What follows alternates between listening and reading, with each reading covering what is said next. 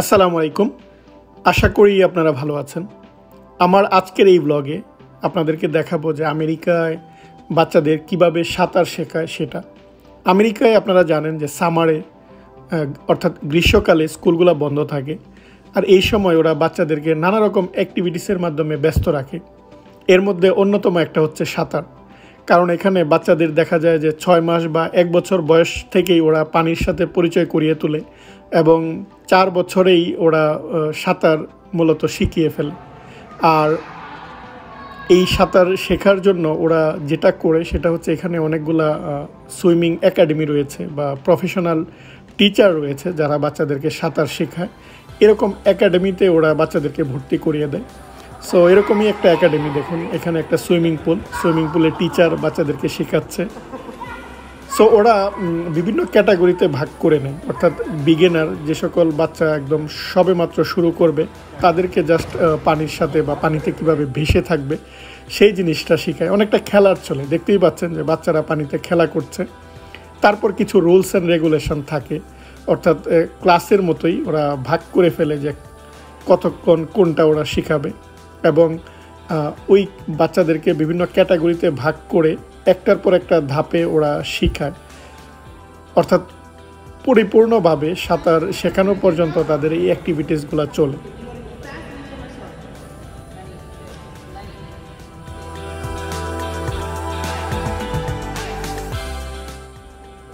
আমি আপনাদেরকে অন্যান্য ভিডিওতে দেখিয়েছি যে আমেরিকার বেশিরভাগ অ্যাপার্টমেন্ট কমপ্লেক্সেই দেখা যায় যে সুইমিং পুল থাকে।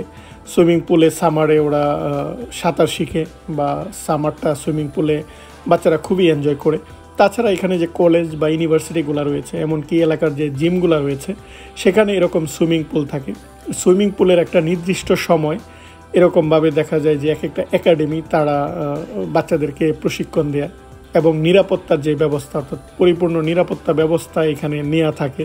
এখানে রেস্কিউ টিম থাকে এবং লাইফ গার্ড থাকে, ওরা সারাক্ষণ নজরে রাখে বাচ্চাদের।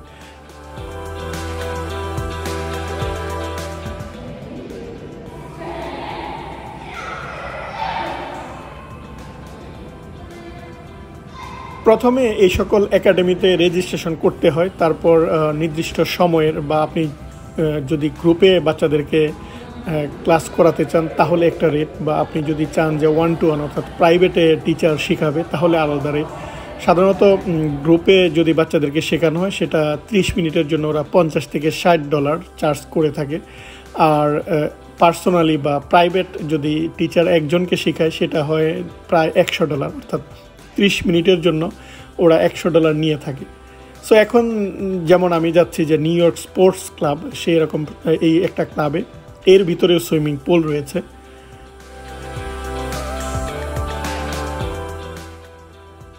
এরকম জিমের কিন্তু মেম্বার হওয়া যায়, ওরা মাসে $30 থেকে $35 নিয়ে থাকে, এবং আপনি ওদের যে আনলিমিটেড যে ফ্যাসিলিটিসগুলো সেটা আপনি আপনার সুবিধা অনুযায়ী সেটা আপনি ব্যবহার করতে পারবেন।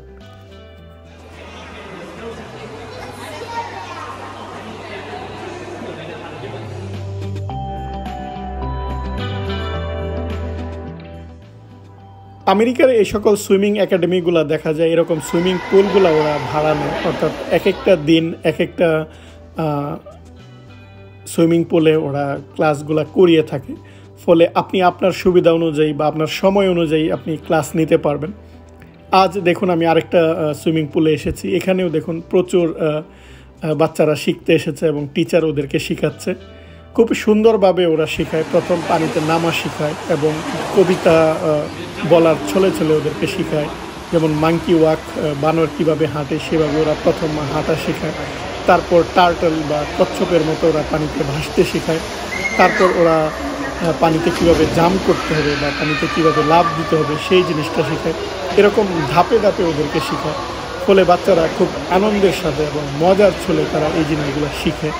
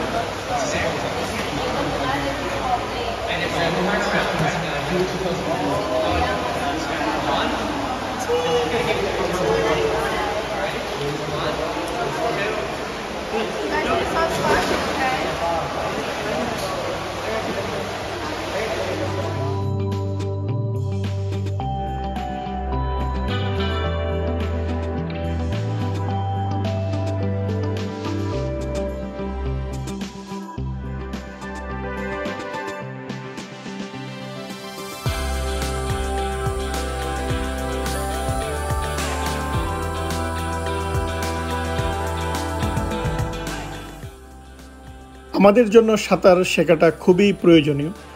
বিশেষ করে বর্তমান সময়ে দেখা যায় যে অনেকেই অনেক জায়গায় ঘুরতে যায় বা লেকে নামে বা নদীতে নামে, তখন সাঁতার না জানার কারণে যে কোনো বিপদ ঘটতে পারে। সম্প্রতি দেখলাম যে বাংলাদেশের ঢাকা বিশ্ববিদ্যালয়ে আমার ফার্মেসি বিভাগের এক ছাত্র, সে মেধাবী ছাত্র, সে নদীতে ডুবে মারা গেছে। সো বুঝতেই পারছেন যে সাঁতার না জানাটা সেটা বিপজ্জনক হতে পারে।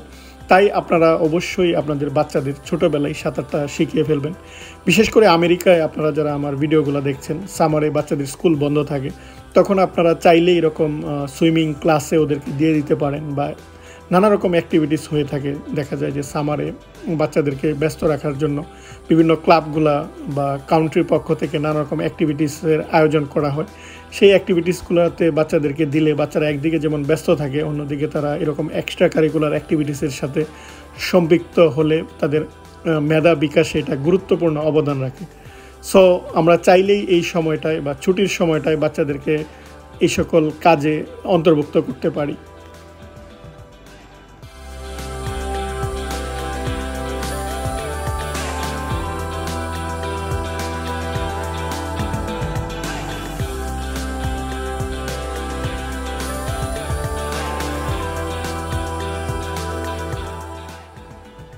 আপনারা শুনলে অবাক হবেন যে আমাদের বাংলাদেশে রোগের চাইতে সবচেয়ে বেশি যে কারণে বাচ্চারা মারা যায় সেটা হচ্ছে পানিতে ডুবে, এবং প্রতি বছর দেখা যায় যে প্রায় 14,000-এর বেশি শিশু পানিতে ডুবে মারা যায়। সেই হিসাবে অর্থাৎ প্রতিদিন প্রায় 40 জন শিশু পানিতে ডুবে মারা যাচ্ছে। সো নদীমাতৃক বাংলাদেশের জন্য বা আমাদের বাচ্চাদেরকে সাঁতার শেখানোটা অত্যন্ত জরুরি।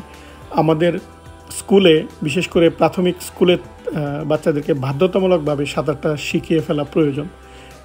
একমাত্র সাঁতার শেখানোর মাধ্যমেই আমরা এই যে মৃত্যুর হার বা পানিতে ডুবে যে শিশুরা মারা যাচ্ছে সেটা আমরা কমাতে পারি।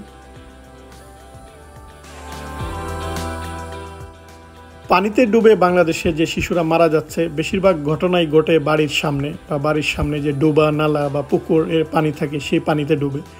এবং এই সকল ঘটনা যেহেতু নিউজ হয় না বা দৈনিক পত্রিকায় বেশি আসে না, ফলে লোকজন এটা নিয়ে আলোচনা করে কম। কিন্তু আপনি যদি পরিসংখ্যানটা দেখেন তাহলে অবাক করার মতো যে প্রচুর শিশু কিন্তু পানিতে ডুবে মারা যাচ্ছে।